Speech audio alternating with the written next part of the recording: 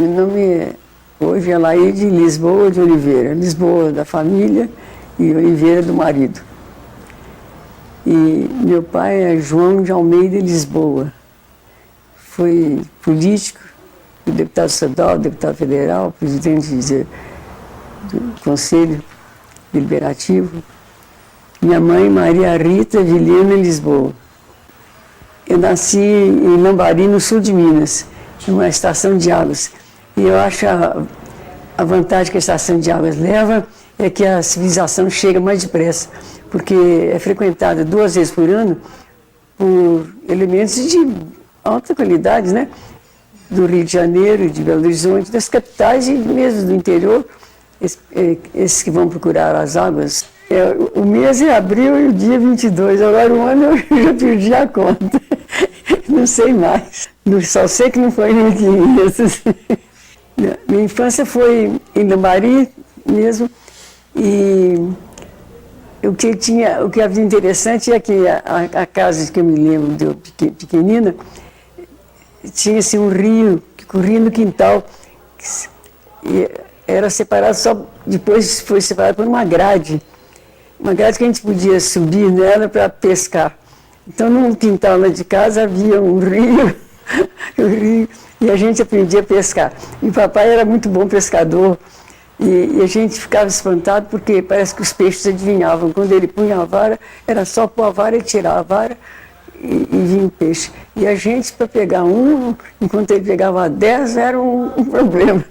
Acho que não percebiam que o peixe beliscão, né? Não sei se questão de sensibilidade, eu sei que era muito diferente. Mas era uma distração muito boa. E o quintal também, a gente jogar maré, jogar esses brinquedos de crianças para ver qual é que chega primeiro, que vai pegar, sempre em disputas, né? E porque nós crescemos 9 irmãos. Uns morreram, eram mais, mas criança morria muito cedo, né? Porque não havia antibiótico, qualquer apendicite, qualquer gripezinha, né? Mas 9 chegaram à idade adulta. Então nós tínhamos também uma infância com companheiros, né? E companheiras. E até também nesse problema de educação era interessante, porque eles falavam que minha mãe estava sendo rigorosa tanto com as filhas, assim, saídas, do que com os filhos. Ela disse, não, a gente tem que prender os filhos também, senão eles vão para a rua aprendendo coisas que não deve trazer para dentro de casa. Então, os filhos também têm de ser educados do mesmo jeito, mais ou menos, né? Cada um depois para estudar, porque não havia... Os primários nós fizemos lá, já grupo escolar. Aliás, no grupo escolar em que eu aprendi a ler, e foi nele que eu fui professora também, que eu comecei a minha carreira de magistério, de curso primário, né? Depois que eu passei para curso secundário, depois andei fazendo concursos e fui curso superior, e fui professora de pós-graduação também, e até fui professora de médicos que estavam fazendo mestrado e doutorado, mas eu dava metodologia do ensino superior. E eles eram médicos, então a gente fazia a relação entre a metodologia e as teorias todas que deviam ser ensinadas, essa relação de processos e métodos de ensino. Era um grupo sempre de 15, mais ou menos, médicos. Do primário, eu lembro o seguinte, um dia eu cheguei em casa e o meu pai disse assim, o meu amigo, ele deu médico, era um juiz, chegou aqui, disse que passou pelo grupo escolar, vocês estavam cantando o hino da bandeira. E que ele então vai contar para o amigo dele, Olavo Bilac, que em Lambari ele ouviu o hino cantado com a letra do Bilac. Eu disse, mas o Bilac existe? Porque para a gente cantava o hino, sabia que era do Olavo Bilac, mas parece que Olavo Bilac é alguém que não existe propriamente, um espírito, né? E então eu fiquei espantado de verificar que havia existências também de poetas, porque o outro não frequentava, né? O Olavo Bilac não me consta ter estado lá, mas muitas pessoas que conheciam, né? Olha, eu tinha interesse assim muito geral, sabe? Porque eu era muito responsável, fui criança muito responsável. Então, ainda que eu achasse mais interessante o português, talvez eu estudasse mais a matemática, porque era a matemática sempre, não sei se no seu tempo ainda foi assim, era a matéria que era achada mais difícil. Não sei se por todas as crianças, mas todo mundo tinha mais dificuldade. E mesmo nos exames vestibulares e tudo mais, a matemática custou um pouquinho a ser conquistada ou reconquistada, né?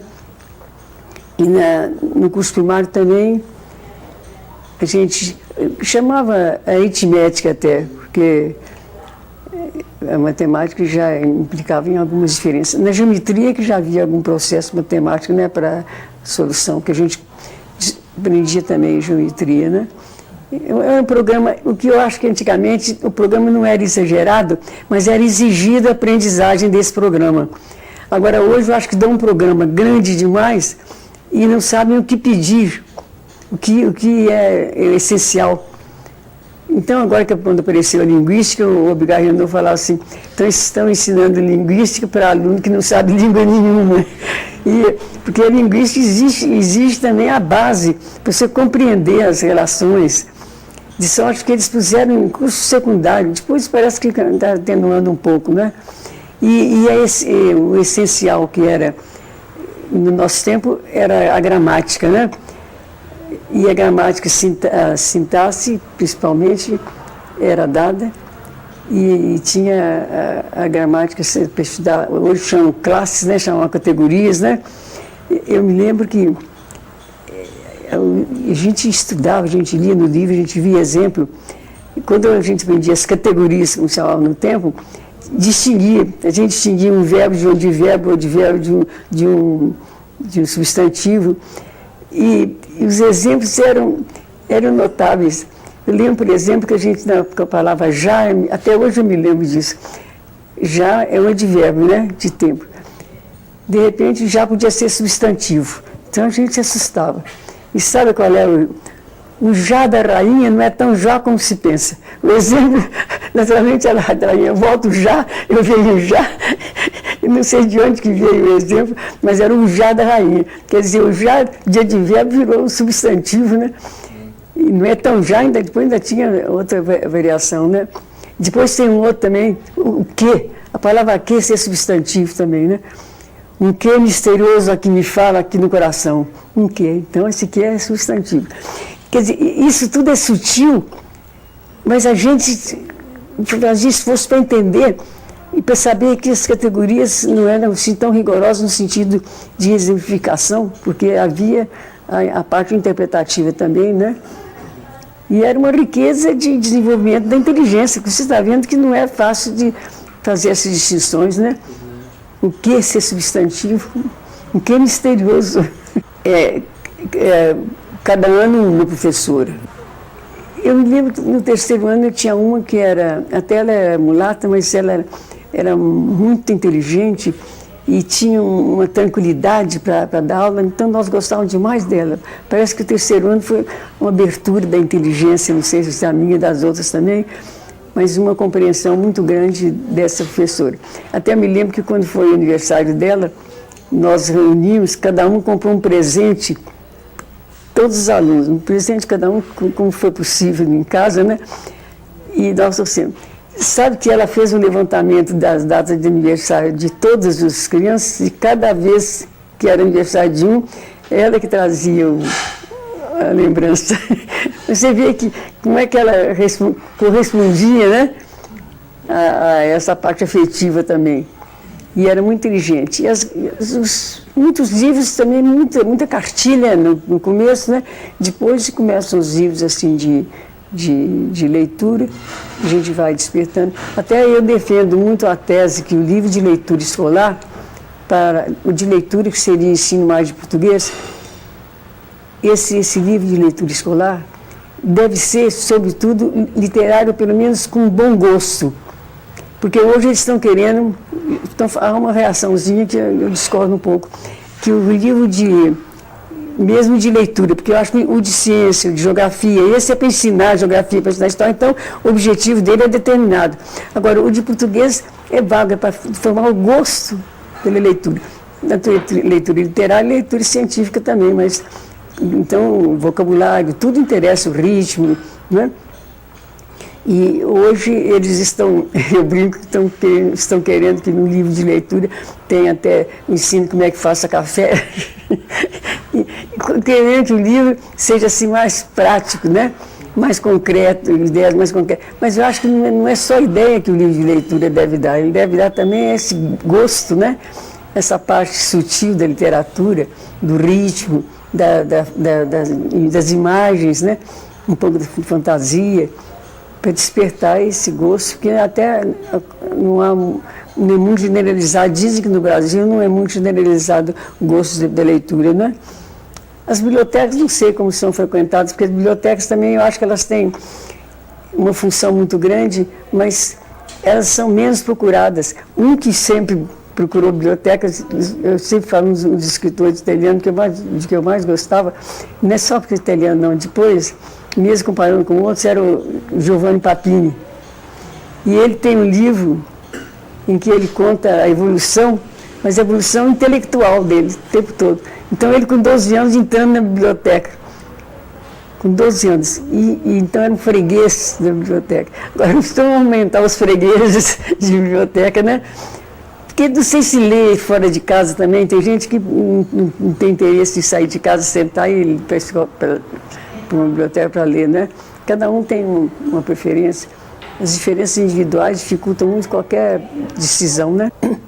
Não, a gente queria muito bem, porque comigo, na minha família, nós tínhamos uma babá, né, que chamava, preta, e ela, com 7 anos, foi comprada pelo avô. E deu de presente, você vê que coisa dolorosa, né? A gente repete isso, mas dá de presente para minha avó. Então essa foi criada junto com minha mãe. Então era queridíssima. E a gente chamava de Tia Luísa, ou Di, que é apelido. Mas tratava... depois ela se casou e frequentava a nossa casa sempre com o marido. Depois o marido morreu, ela voltou para casa. E o meu irmão, que tinha sido o primeiro plagiado por ela, se formou em medicina, foi o primeiro médico lá da Terra. É que dava toda assistência que uma pessoa idosa precisa, ela ficou lá em casa, mas era uma companhia, Tia Luísa. Então não havia, eu nunca vi falar em preconceito propriamente lá em casa. Agora, eu acho que às vezes a gente vê preconceito onde não há. Porque você pode ver um preto feio e pode ver um branco feio também, né? Mas se você falar que aquele preto é feio, parece que é preconceito, né? Agora você faz que o branco é feio, não tem preconceito de quê? Porque eu acho que às vezes é mais uma associação que a gente fica pensando. Quando eu escrevi a Bonequinha Preta, eu fiquei muito feliz, porque eu escrevi o livro e vi uma crônica de uma professora, acho que do grupo Rio Branco. E ela contando que quando era criança, ela tinha complexo de ser preta. E um dia caiu nas mãos dela a história da Bonequinha Preta. E ela disse, mas a Bonequinha Preta da Laíde é linda. E fizeram uma festa e ela foi fantasiada com Bonequinha Preta. Então ela sentiu que ela também era linda. E disse que perdeu o complexo de ser preta, lendo a historinha, né? Eu fiquei feliz de ver. Eu acho que eles às vezes têm mais preconceito do que a gente. Eu tenho a sensação que a gente pode ter, né? Porque eles já sofreram mais do que nós sofremos, né? E talvez por isso, não sei. Mas eu tenho ideia que esse preconceito pode ser assim um pouco generalizado por questão de interpretações que são dadas. Mesmo meu livrinho, é possível que de repente alguém descubra complexo, né? Não chega a ser bonitinha, mas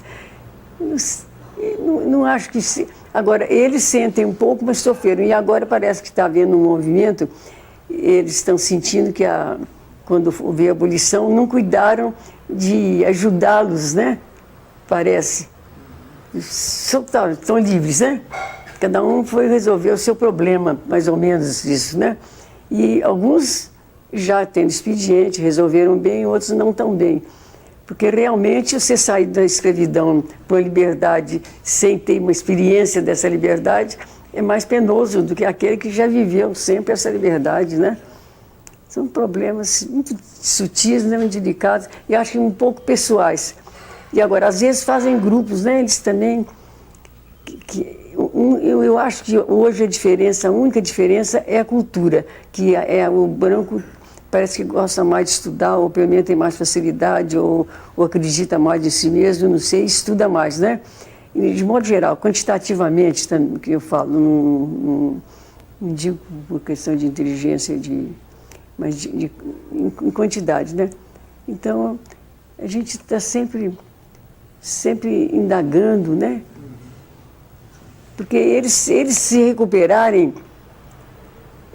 Você viu as poesias que eram feitas, você lembra o Castro Alves, né? O Castro Alves, quer dizer, naquele tempo, a gente não acredita que ele tinha 24 anos só, né? Quando ele diz: "Ó mar, por que não apagas com a espuma de tuas vagas, de teu manto este borrão?" Ele ataca o mar de ter trazido o navio. O navio veio e o mar é que é culpado. Então, raios, tempestades, né? Rolai das imensidades, varrei os mares, tufão. Quer dizer, o mar ficou sujo de deixar aqueles navios negreiros, né? Os navios que vinham com escravos para as regiões, né? Tudo é muito curioso e muito discutível, né? Sim. Daí eu fui, porque a cidade não tinha secundário. O primário mesmo, que meu pai também trabalhando, porque muitos deputados trabalhavam pela sua cidade, né? E ele tinha muito interesse em instrução, mas nesse tempo eu não tinha o secundário ainda, né? Então, em geral, aqueles da cidade que tinham certa possibilidade de pagar colégio fora, mandava os filhos para os colégios mais ou menos vizinhos, né? Os meninos parece que haviam Silvestre Ferraz, colégio que era bom, então eles iam para lá. E as meninas, em geral, o colégio que ia chamar Notre-Dame de Sion, de campanha, né? Era um colégio de freiras francesas, um colégio de nível muito sério. E, aliás, elas diziam que elas tinham um curso normal e o curso de Sion paralelo. Agora, o curso de Sion era principalmente para aprender o francês, né? A gente aprendia já no secundário muito o francês. E eu me lembro, quando eu estava no terceiro ano normal, a minha professora de Física, Química e História Natural, que é uma que dava as 3 matérias, tinha chegado da Europa, dava aula em francês, ela ainda não sabia falar o português. Agora, ela arguía em francês, mas a gente respondia em português. Ela já estava progredindo no ouvido, né? Mas para nós foi bom, porque ao mesmo tempo que a gente aprendia ciência, ia aperfeiçoando a língua, né? Houve uma geração de Sion que saía falando francês muito bem. Justamente por isso as feiras chegavam, elas é que tinham de aprender e aprendiam em contato com os alunos, né? Era mais internato, sabe? E havia porque ia no sul de Minas, em campanha, então eles recebiam alunas externas, mas era muito limitado o número da campanha. Agora as outras todas eram internas. A senhora foi interna? Fui interna 4 anos e meio. Mas a gente não sentia muita diferença não, porque antigamente, é isso que eu falo, o respeito que você tinha pelo pai e pela mãe, na hora que você saía, olha, professor é o segundo pai, é a segunda mãe. Então a gente já tinha aquele respeito pelo pai e pela mãe. E você sabe que esse respeito, um dos fatores, pode ser que eu esteja errado, mas é uma espécie de palpite que eu dou, era o modo de tratar, que o pai e a mãe era senhor e a senhora, né? Então a gente pequenino já sabia que pai era um pouco mais, que era o senhor, né? Mãe a senhora. Agora, a hora que tiraram o senhor e virou você, mãe, eu vou sim, você queira ou não queira, eu vou. Você que fica aí falando, você provoca uma igualdade, né? E ela fica achando que pode falar com a mãe como se estivesse falando com qualquer pessoa. De modo geral, a gente tem uns casos, mas mudou um pouco, né? E alguns pais até gostavam disso, outros não, da mudança, né? Eu lembro do meu marido, os meninos o chamavam de senhor, e ele lutando para chamar de você. Agora, há certos tipos que se impõem, né? Eles, o marido, por exemplo, a gente não lembra de pancadaria, de nada não, porque só a fisionomia já é uma fisionomia que impunha respeito, né? Aí que eu terminei o internato, comecei a lecionar, meu pai foi para o Rio, eu fui fazer um estudo de testes no Rio, pouco tempo, e depois eu fui fazer aquela escola famadíssima de aperfeiçoamento pedagógico, é um curso de pedagogia, né, que depois foi reconhecido, que foi absolvido pelo curso de pedagogia, e a diretora até era uma professora do curso de aperfeiçoamento pedagógico. O Chico Campos que criou. O Chico Campos era genial, ele tem ideia, só chamar escola de aperfeiçoamento pedagógico, porque a tendência hoje, outro dia eu vi uma senhora falando, diz que do brasileiro não é todo brasileiro não, é acabar com as coisas boas para fazer outras, e às vezes não são melhores, às vezes são piores. Mas, sobretudo na política, né? Se um político começou uma obra, o outro quer começar outra, porque aquela, o nome dele não vai ficar tão penetrado. E são problemas também de educação, de classe e tudo mais, né? Mas o curso esse curso, o Chico Campos chamou, então isso que devia ser aperfeiçoamento, né? Vamos aperfeiçoar os estudos. 2 anos interna, quer dizer, integral, tempo integral, não dormir não, mas almoço, lanche, tudo na escola. E vieram professores, Jean-Jacques Rousseau, Helena Tipoff, né, que veio, ela foi minha professora de psicologia, né? Era um nível muito bom mesmo. E até aconteceu também os problemas de concorrência, né? Quando nós terminamos o curso, então nós tínhamos direito a certos lugares que eram só dos homens. Por exemplo, inspetor de ensino, assistente técnico pedagógica. E nós tínhamos mais preparo, porque especificado no curso, né? E começaram a chamar as professoras, e os homens estavam sendo prejudicados. Sabe o que eles fizeram? Uma lei acabando com o curso com os cargos de assistente técnica do ensino, transformando em inspetoria do ensino e uma reserva só para homens.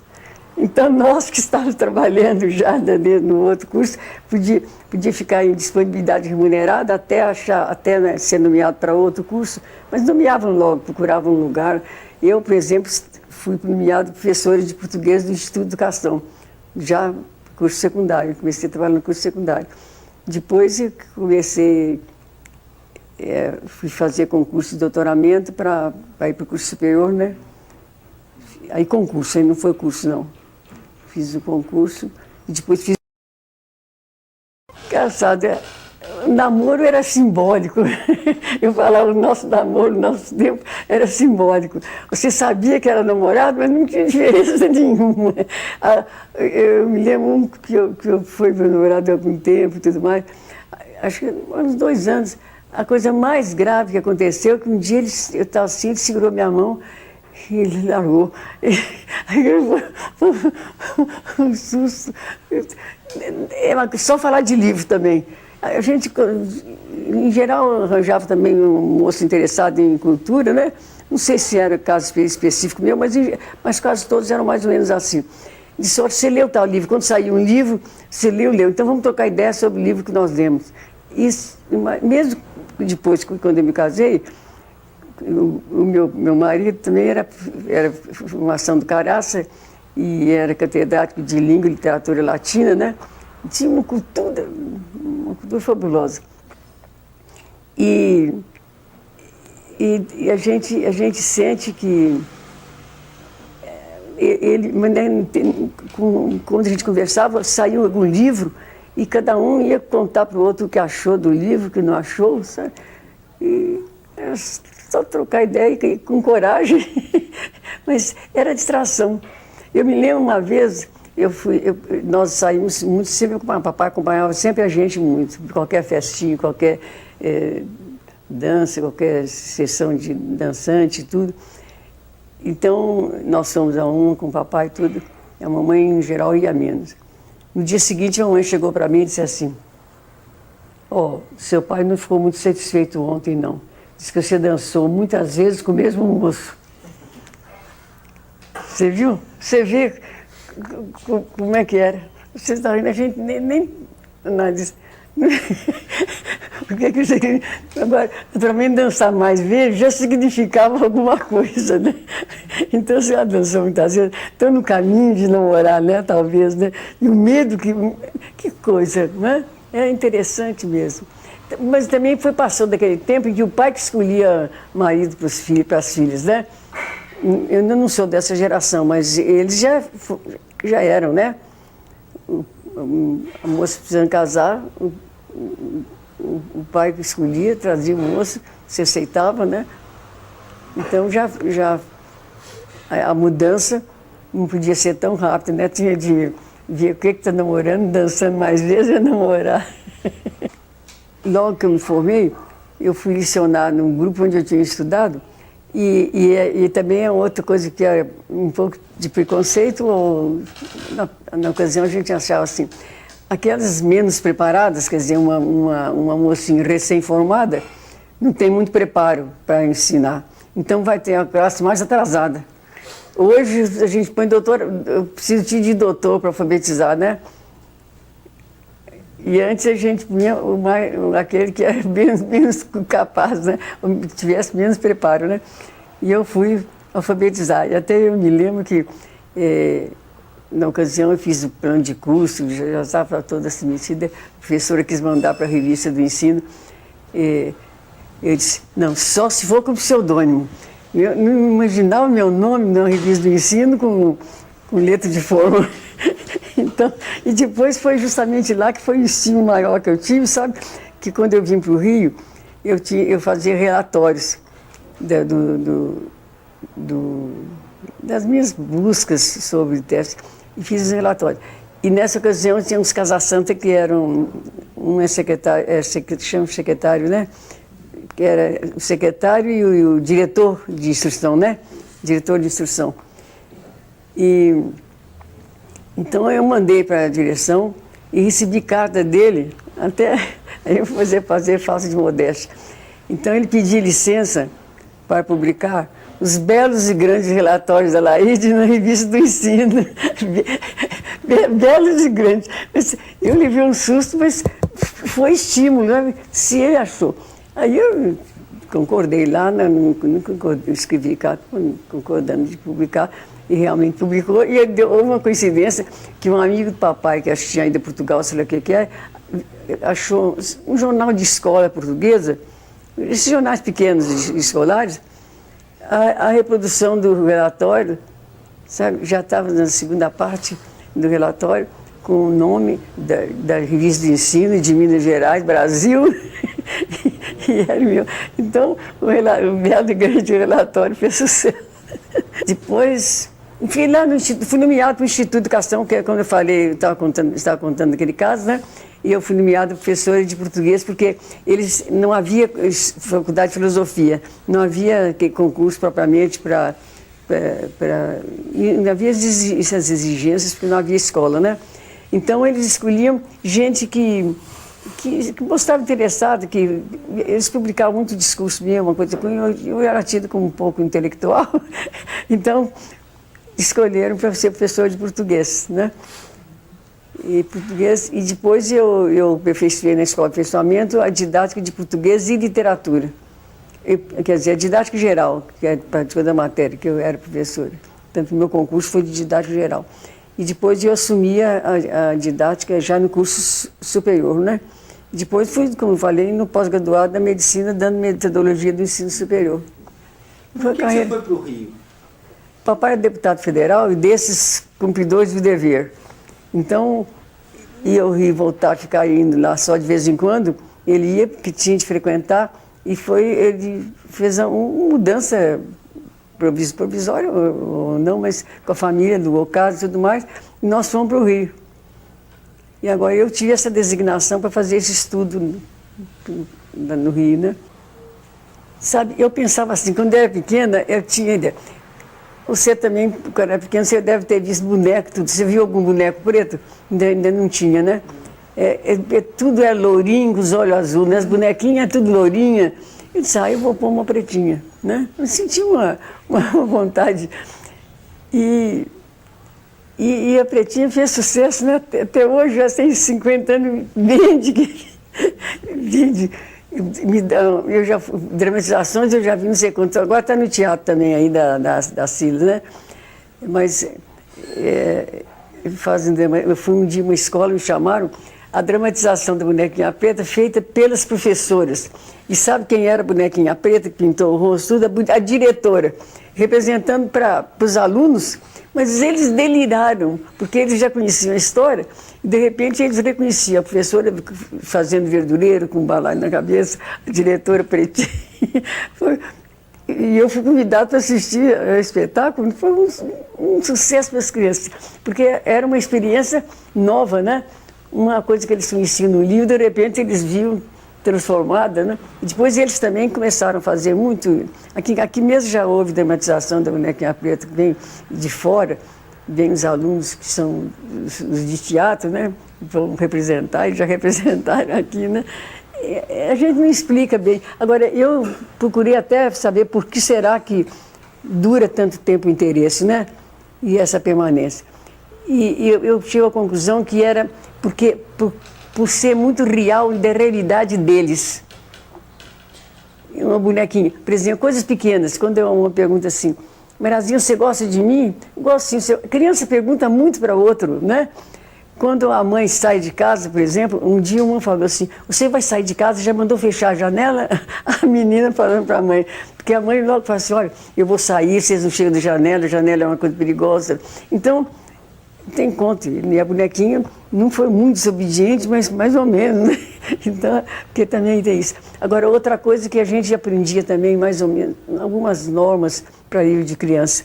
Por exemplo, as frases curtas, que eles falam. E a repetição, que a criança gosta muito depois de encontrar uma frase que ela já viu lá em cima, então ela já descobre que é igual. São pormenores de facilidade de leitura que a gente procurou seguir e parece que a parte literária ficou bem, porque ficou mesmo, porque o adulto também lê a minha história, né? E eu lembro no dia que eu encontrei com o reitor da universidade na Rua da Bahia, professora, ele era reitor e eu, professora, a senhora está me dando muito trabalho. Eu fui levei um susto assim. A minha neta, mandei eu ler a Bonequinha Preta e depois, outra vez, vovô, outra vez, vovô. Outra vez. Então, eu estava dando trabalho para o reitor. Mas eu acho que ele fez de propósito, para me assustar, né? Porque às vezes a gente faz um comentário qualquer da administração, assim, sem malícia, né? E eu pensei, será que eu falei alguma coisa assim? Não. Não, quando eu fiz a bonequinha, eu fiz o Bonequinho Doce até primeiro como livro de escola. Mas depois eu transformei em mais literário do que escolar, né? E fiz a bonequinha. E mandei para a editora, que é a Francisco Alves, para escolher um dos dois. Aí a resposta foi que ia fazer os dois. Ia fazer uma edição de 3.000 a título experimental. No fim de 2 meses, quis confirmar o contrato, porque tinha vendido toda a edição. Então, eu fiquei vendo que tinha qualquer coisa assim natural, porque não é nada de extraordinário, né? É uma historinha simples, né? Mas que a criança vive. É da vivência da criança, né? Mesmo quando era bonequinha Preta foi também uma surpresa, que aquela que ela ainda não teve, né? As outras bonecas eram diferentes, a trancinha, a gente chama atenção para os... Não sei não. Eu acho que é a realidade infantil. Isso é que às vezes, já para mais velhos um pouco, porque também a gente não sabe qual é o limite, até onde que a criança vai e até onde ela pode ir, né? E alguns livros são muito complexos, né? Para a criança. Agora, às vezes tem trechos que são curiosos, ou às vezes tem uma cena, às vezes a criança guarda uma expressão, uma coisa qualquer do livro, não guarda todo, né? A gente não... É difícil fazer um livro, porque o Carlos Drummond reclamava muito que ele não gosta que fale que é literatura infantil. Realmente, se a gente pensa em literatura infantil, eu já tenho dito sempre, antes de ser infantil, tem de ser literatura, né? Porque aí, se o livro, a questão da criança é a acessibilidade, se ela alcança, né? Então, você escreve um livro para a criança, se ele é difícil, se ele não tem interesse, não continua, né? Ao passo que se o livro tenha uma parte poética até, né? Que no fim é um pouco de poesia, a criança já sente aquele poema. E quando lê também o ritmo da frase é interessante, não é chocante. Outra coisa é o susto, eles recomendam não dar susto muito grande. Lá no Bonequinho Doce eu dei porque a história era popular, o motivo popular, não é motivo meu, é motivo de várias histórias de boneco que fugia, que o lobo come, que cai na água, que variantes, mas de pais diferentes. Mas no fim era o boneco. Mas isso a gente tem de ter certo cuidado para não... Mas muitas crianças choram. E eu fiz o segundo bonequinho já para consolar, né? Que não fugiu, me fez com a mesma massa, né? Mas não misturei. Se eu tivesse misturado a massa do rio, tirada por um pescador, né? Junto com a massa do outro, eu acho que compensava melhor essa tristeza que eles têm do bonequinho desmanchar. Olha, iniciar a leitura, eu até não sou muito de acordo com esse... O próprio Piaget, que ele acha que deve haver um preparo primeiro para depois começar, né? Alfabetização mesmo, sabe? E eu acho que essas aulas de leitura já também são preparo para as aulas seguintes. As próprias aulas são preparo, eu acho. Eu acho que não precisa fazer certos exercícios, e esperar que a criança tenha adquirido certas habilidades para depois ensinar, não. Porque você vê que antigamente a gente começava com 7 anos, também era outra coisa que era novidade, a idade da razão. Hoje, 16 anos não tem razão ainda, pode arrebentar carro, pode tudo, porque 16 anos, coitadinho, né? Mas com 7 anos, a gente já sabia, quando fazia a primeira comunhão, quer dizer, você sabia que era errado, você já sabia que errava, se mentiu, eu menti, se respondeu bravo, respondeu, ficou com raiva, ficou, mas tinha noção, com 7 anos, chamava a idade da razão, 7 anos. E isso que se esqueceram, né? Esse é outra dor. Eu acho que devia um pouco tolerar conforme o nível. Por exemplo, se o operário quer fazer uma parada, ele não tem outro recurso, né? Mas professora, fazer greve para ganhar mais, dói. Porque o objetivo não corresponde, né? Pode ser que mereça mesmo ganhar mais, estão ganhando pouco, mas não é passando 2, 3 meses sem dar aula, né? Um ano, aí houve uma coisa horrorosa. Eu brinquei, eu não entrei no sindicato de professor, não. Eu sabe qual é o sindicato que eu sou? Jornalista, porque eu fui do Diário Católico, né? Eu tinha uma página durante 15 anos, eu trabalhei pequeno polegar, né? E escrevia os artigos, então eu também... Porque o jornalista não faz greve, você vê? Por quê? Não tem solução. Eles têm de usar a inteligência deles para lutar, para ganhar mais. Agora, pode às vezes ficar um pouco individualizado, né? Aquele faz um pouco de diferença, né? De algum primeiro serviço. Mas, de qualquer forma, eles fazer contra o jornal, contra o próprio jornal que ele escreve, não é... Você já viu falar greve de jornalista? Olha, eu acho que a gente antigamente licionava, como a gente que era mulher, era uma libertação. Isso é um palpite que eu dou, não tenho estudo nesse sentido não, né? Então, ser professora já era se definir um pouco, ser ele mesmo, sabe? Então, a gente era feliz de licionar, porque dava a gente uma segurança que a gente às vezes precisa. não sei, porque hoje eles desenvolvem muito a parte cultural, não é? E até mesmo os estrangeiros querem que a cultura vá para a escola também, tudo que aparece, tudo que é novo. Há um estímulo para que o professor se aperfeiçoe.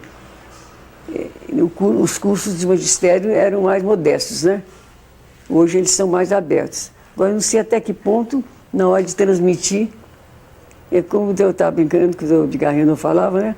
Vem um professor, faz um curso de linguística, é uma beleza, né? Assim, um curso de linguística.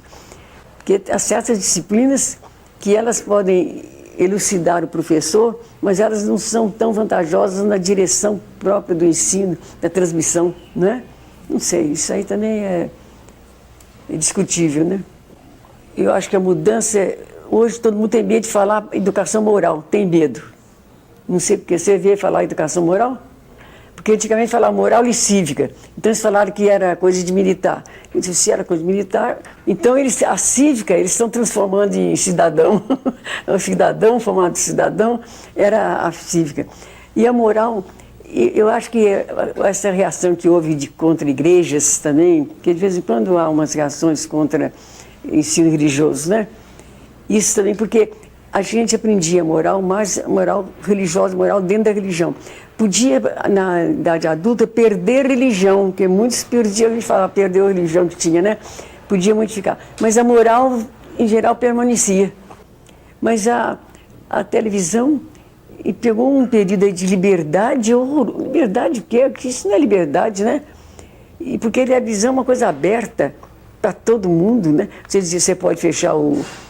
Pode, tem mães e pais que fecham, chega na hora, fecha, o menino quer saber por que fechou e vai ver da outra televisão lá onde é que é. O que é ainda é pior às vezes, né? Vai ver por que o papai não quer que eu saiba isso, né? Não sei, eu acho que a televisão está deseducando, porque todo mundo começa a achar natural. Você conviver com as coisas assim na televisão, mesmo a violência, olha a violência na televisão. E a violência está se refletindo. Essa eles querem combater um pouco, mas também acham que é interferir, né? Censura. Eles têm medo da palavra censura. Agora, censurar a imoralidade, a indecência é uma coisa, censurar ideias políticas é outra, muito diferente, né? Eu acho que antigamente o professor tinha até aula de moral. Ele tinha de educar, porque havia aula de moral, né? E hoje eles ficaram com medo, com essa história de ditadura e de comunismo, de esquerda e de direita, interfere um pouco, e sem razão, porque você pode ser de esquerda e não querer indecência na televisão. Agora, qual é o processo? Agora, liberdade. Liberdade, ninguém não tem liberdade total, né? Ele fala, a gente é livre de fazer o bem e o mal e de aguentar as consequências. Se você quiser andar errado, você anda e depois esses meninos matando, né? É uma coisa horrorosa. E na televisão também acho que provoca, porque a televisão mata e parece que matou mesmo, né? E não matou, né? Porque daqui a meia hora ele está de pé, está lá fazendo. E quando o outro vai repetir a televisão, mata mesmo. Então, ainda há uma diferença do resultado, né? Do ato que pratica. Outra coisa que eu falo, exige cinto, né? Para proteger o corpo. Ninguém está contra, né? Para proteger o corpo. E agora proteger o espírito. Não pode pôr cinto também? A gente tinha de arranjar um cinto. E aí põe na lei, né? Aí pode, é lei, obriga você tem que aguentar aquele cinto, né? É em benefício do seu corpo, né? E eles acham que então beneficiar o corpo e não pode beneficiar o... Porque a gente sabe, eles estão sabendo que isso faz mal, né? Todo mundo está sabendo que faz mal. E por que não há uma interferência, né? Não sei, o homem continua ele mesmo, né? Agora, mais instintivo. Eu lembro quando a gente falou assim, o que é o homem? O homem é um animal racional, né? A gente aprendia, não sei se vocês também aprendiam. O homem é um animal racional, né? Agora, por quê? Porque é animal racional. Por que é animal? Porque tem instintos, né? Agora, e por que é racional? Porque a razão é que deve controlar os instintos. Quando a razão não controla os instintos, ele fica sendo o quê? Só animal, né? Perde o racional. Mas não sei, não vê isso, não sei. talvez, é o medo mesmo de ditadura, achar que pode parecer ditadura, né? Tomar tanto horror da ditadura, que é claro que ninguém quer a ditadura, mas ditadura e censura não são assim tão iguais, não, né? Censurar é uma coisa, então vou achar tudo certo? Não tem mais direito de ver que está errado? Ah, meus sonhos. Eu não sonho muito, não. Mas eu penso, eu acho que esse é um desejo de equilíbrio, sabe? Meu sonho é um desejo de equilíbrio, quer dizer, uma compreensão do que é essencial e do que não é essencial, né? Uma compreensão do que é positivo e do que é negativo, porque às vezes eles veem que esquerda e direita, esse título já ficou marcando, né? Ele é esquerda, então tudo que é coisa errada da esquerda ficou para ele, e tudo que é errado da direita ficou para o outro, né? Porque também na direita, também, em todas as duas há excesso, né? Você não pode nem ser só da direita, nem só da esquerda. O homem tem que ter um equilíbrio, né? Graças a Deus. E eu fui criada com, isso que eu falo, fui criada com religião, porque eu acho isso, ninguém é capaz de fabricar um homem, né? Mesmo que seja capaz hoje, só foi capaz hoje, né? Depois de ter nascido aí de todo jeito, como foi. Tem de haver um poder superior, tem de haver uma força superior, né? A gente pensa, o que nós somos? Quer dizer, uma sementinha que depois, na barriga da mãe, aparece os olhos no lugar certo, o nariz no lugar certo, a boca, o orelhinho, tudo, as perninhas, o pé, a unha, tudo, né? E nasce, vai crescendo ali. E o que foi que entrou? Uma coisinha, né? Um nada. Isso é o maior mistério da vida, né? A vida é cheia de mistério, e agora a gente quer ser convencida de descobrir o mundo. Vai descobrir o mundo, não, nós estamos muito atrasados ainda.